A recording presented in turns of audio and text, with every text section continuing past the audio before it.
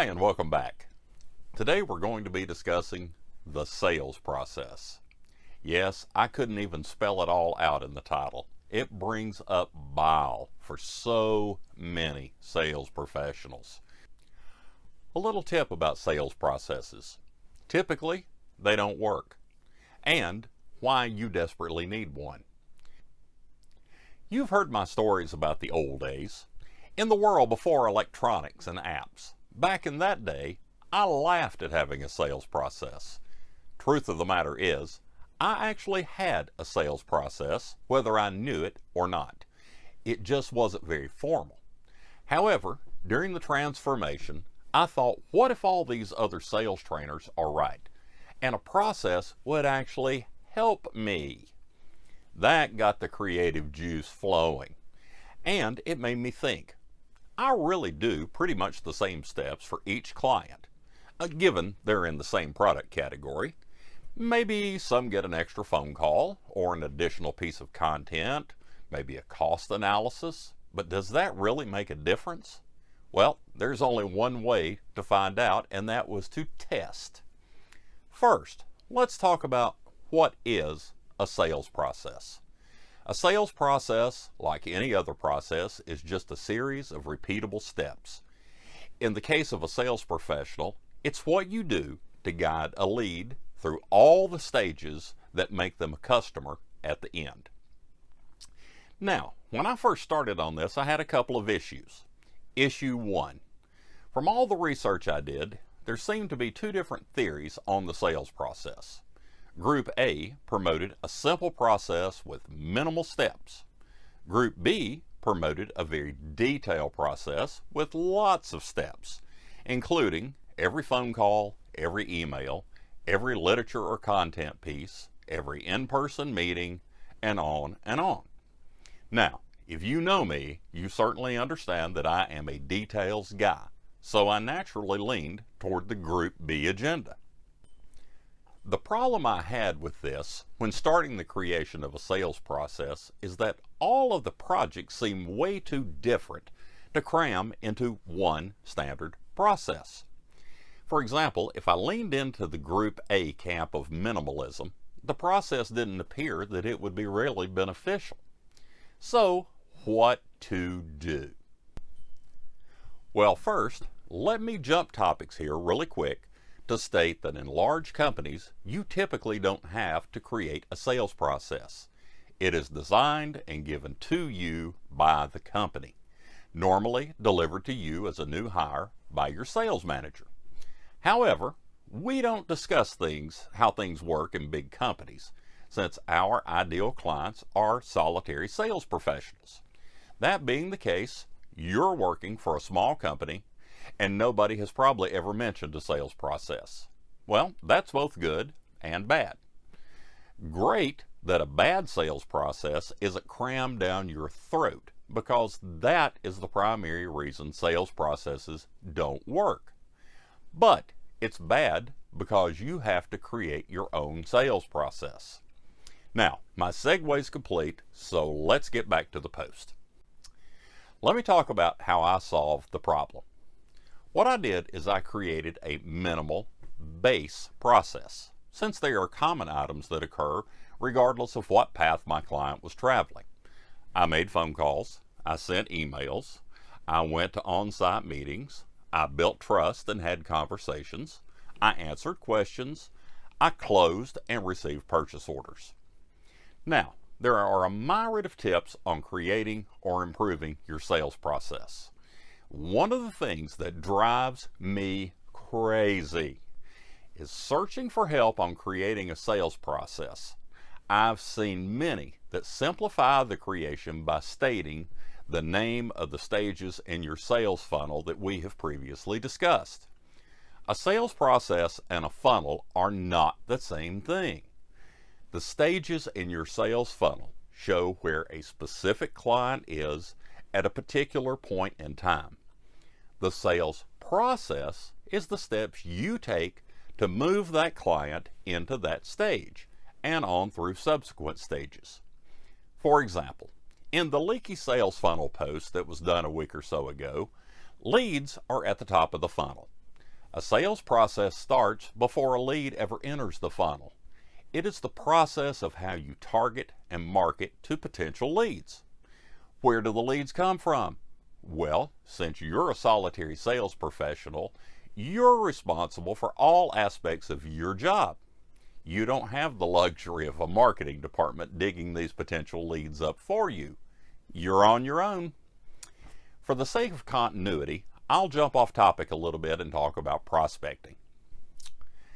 Day 1. You're going to send your target lead an introduction email on the morning of day 1, noting some typical problems that your customers typically have, and you wondered if they might be experiencing one or more of the same problems. In the email, tell them you will call them this afternoon to discuss their thoughts. Tell them what time you plan to call. Now, on the same day, day 1 in the afternoon, you're going to make a phone call to that client. Call the client at the time you had stated in the email. Don't be late. Ask them if they have any of the listed problems. If yes, schedule a meeting with them to discuss the potential solutions. Your goal in this call is to get on their calendar. You only learn the real problems when you get face to face and hopefully are introduced to others in the organization that are impacted by those problems. If you get their voicemail, then leave them a message that you were calling as stated in your email. Let them know that you kept your word, and also tell them they can return your call, or you'll try to connect with them again tomorrow. This lets them know you intend to reach them. You would be amazed at how many salespeople give up and stop right here. Now, on day 2, we're going to make another phone call. If you didn't connect on day 1 call and secure a meeting, then call them again on day 2 in the morning. This time, don't leave a message. On day 3, you're going to call again. Call the lead again in the morning of day 3, and this time we're going to leave a message. If you get their voicemail, leave the message stating you're trying to connect with them from your email sent back on day 1. Tell them that you're sorry you missed them both yesterday and today. Again, let them know that they can return your call, or you'll be reaching out again. Now, on day 4, we're going to email again.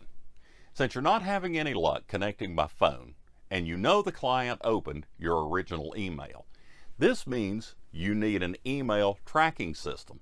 Now, the good news is, this is built into a lot of good CRMs.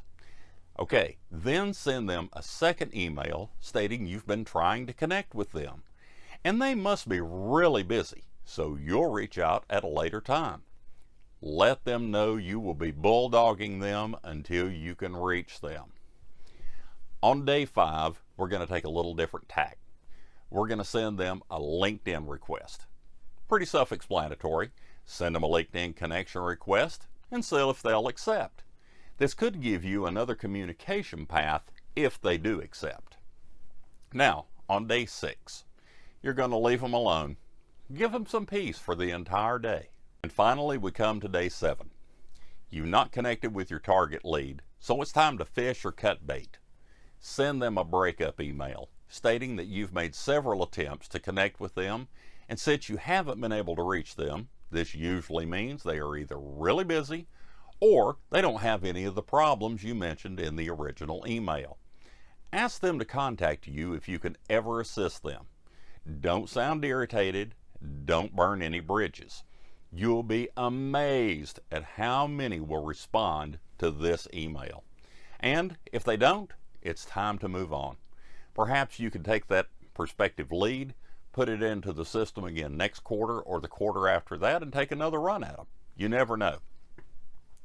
Now, what we've just discussed is a process. You will select 10 or so leads to work into that program each day. Pick a number that you can handle and keep up with. If you put 10 leads in per day and the process takes 7 days, then in a week you're going to have 70 leads in the system all the time.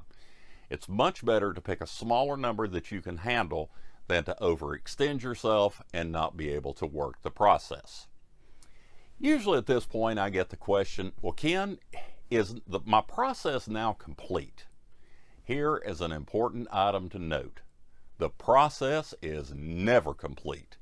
You will monitor your success with metrics. Now, if you didn't read our previous post on metrics, you can find the link to it over in our written post. Understand how many initial emails are opened.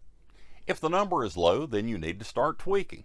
Start with a better subject line, because that is what gets emails opened.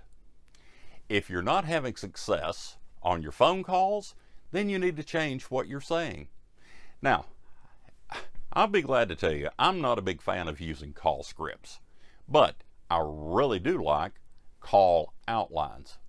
The difference is a script is very much a verbatim narrative, and it doesn't allow you any leeway in your client conversations.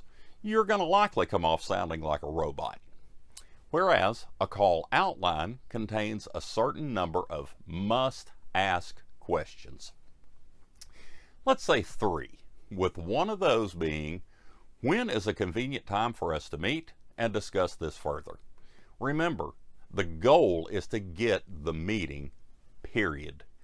These must-ask questions can be woven into the conversation wherever they feel comfortable, which allows you the freedom to talk to the client in their preferred style.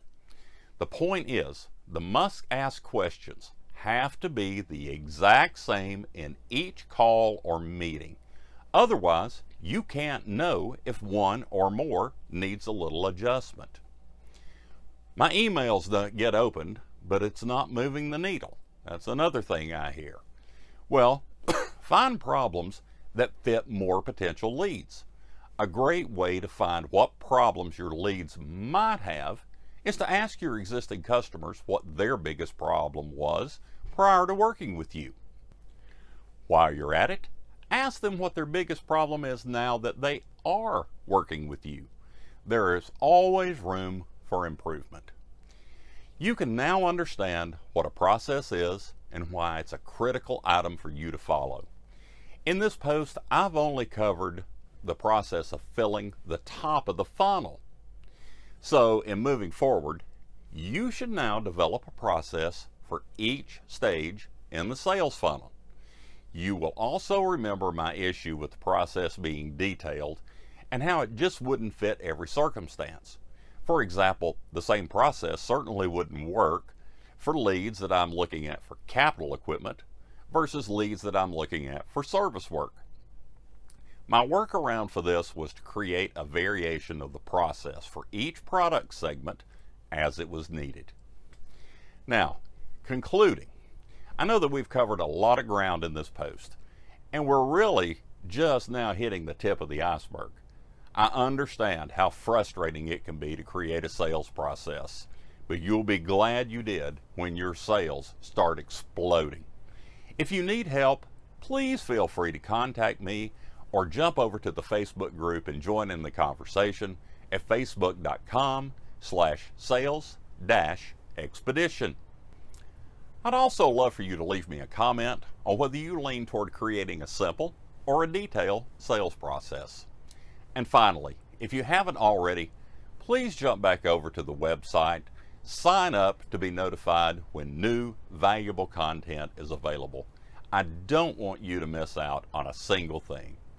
Thank you so much for being here today, and I can't wait to be back with you again next week. Until then, have a fantastic day.